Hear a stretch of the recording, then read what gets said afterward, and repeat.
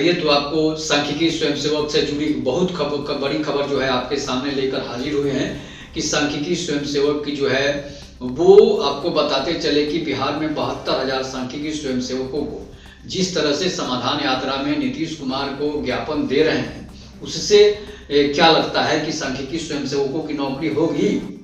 उससे नौकरी नहीं होगी। आपको बताते चले कि सांख्यिकी स्वयंसेवक जो हैं ये लोग जो है 72,000 हैं, लेकिन जब जरूरत पड़ती है, आंदोलन की जरूरत पड़ती है, ज्ञापन देने का बात आता है तो ये 72 भी दिखाई नहीं देते हैं। जिसके बाद सरकार जानती है ये सांख्यिकी स्वयंसेवक जो हैं वो ज्यादा उत्साहित नहीं है नौकरी के लिए, इसलिए नीतीश कुमार जो उस बात को अनसुना कर देते हैं। आपको बताते चले कि भोजपुर जिला हो, बक्सर जिला हो, मधुबनी जिला हो, अररिया जिला हो, कटिहार, किशनगंज, अरवल, सभी जगह उनको ज्ञापन दिया गया है। लेकिन कितने सांख्यिकी स्वयंसेवक थे?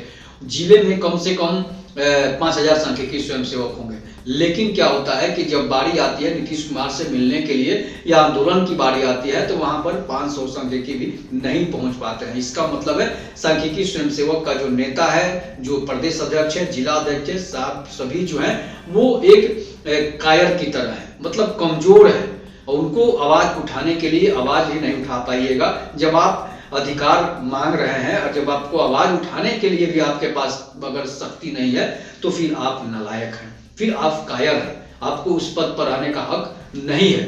जब आपको बताते चले कि जब शिक्षक का आंदोलन होता है तो शिक्षक जो है वो धरने प्रदर्शन पर उनके विधायक और मंत्रियों और मुख्यमंत्री के घर तक के आवास तक बैठे रह जाते हैं, लाठियां खाते हैं, इसके बाद वहां से हटते नहीं हैं। लेकिन सांख्यिकी स्वयंसेवक जो हैं वो एक बार लाठी खा लिए, इसके बाद दोबारा लाठी खाने के लिए वो पीठ आगे नहीं करेंगे। और जब तक आप पीठ आगे नहीं करेंगे, सीना आगे नहीं करेंगे, तब तक आपको अधिकार नहीं मिलने वाला है। ये समझ लीजिए आप, चाहे वो मोदी की सरकार हो, नीतीश की सरकार हो, तेजस्वी की सरकार हो, चाहे किसी की भी सरकार हो, जब तक आप लड़ने के लिए तैयार नहीं होइएगा, जब तक आप किसी से टकराएंगे नहीं, तब तक आपको 2 जून की रोटी नसीब नहीं होगी। वही हाल सांख्यिकी स्वयंसेवकों का है तो कहने के लिए 72,000, लेकिन जब जरूरत पड़ती है तो 72 सांख्यिकी स्वयंसेवक भी वहां नहीं पहुंच पाते हैं, जिसके बदौलत सरकार आपकी कमजोरी जान गई है। सरकार आपको जानती है कि ये लोग कमजोर हैं, इनको नौकरी की जरूरत नहीं है। जब आप संगठित नहीं रहेंगे, आपके पास एकता नहीं रहेगी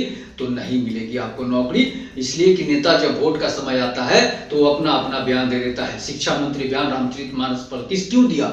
इसलिए दिए कि हमारा बैकवर्ड का, पिछड़ा का जो वोट है, दलित का जो वोट है वो हमको मिलेगा, इसलिए कि मैं ब्राह्मण का विरोध कर रहा हूं।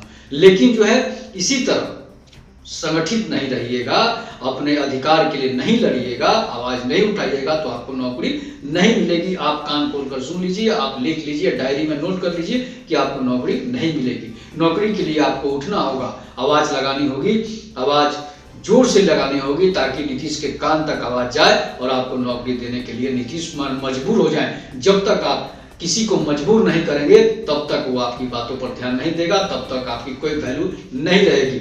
इसके लिए आपको बताते चले कि सांख्यिकी जो भी 72,000 सांख्यिकी स्वयंसेवक है, आंदोलन करें।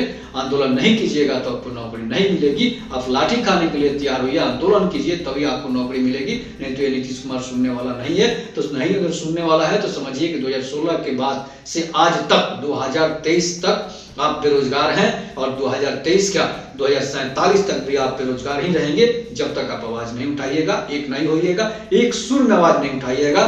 तो सांख्यिकी स्वयंसेवकों की सबसे बड़ी प्रॉब्लम क्या है कि संतोष कुमार अलग कहते हैं, मंजय कुमार अलग कहते हैं, और भी जितने भी कौन वर्मा है, तरमा है, सब लोग अलग अलग राय रखते हैं कि जो केस किए हैं उनका होगा, जो केस नहीं किए उनका नहीं होगा, जो काम किए हैं उनका होगा, जो काम नहीं किए उनका नहीं होगा।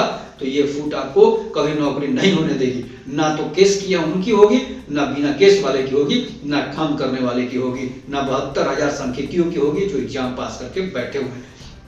इसलिए आपको एकता दिखानी होगी, सभी एक सुर में आवाज उठाएंगे कि 72,000 सांख्यिकी स्वयंसेवकों का मामला है, सरकार उस मामले को दबाए नहीं। घोषणा पत्र में भी सरकार डाली है तो उसके लिए आपको आवाज उठाना है। 72,000 अगर लोग अपने अधिकार के लिए हथियार भी उठाने के लिए अगर पड़े तो हथियार भी उठाएंगे, तभी आपको नौकरी मिलेगी, नहीं तो नौकरी नहीं मिलेगी। ये आप लिख लीजिए, कहीं भी नोट कर लीजिएगा। तब तक के लिए जय हिंद, जय भारत, वंदे मातरम।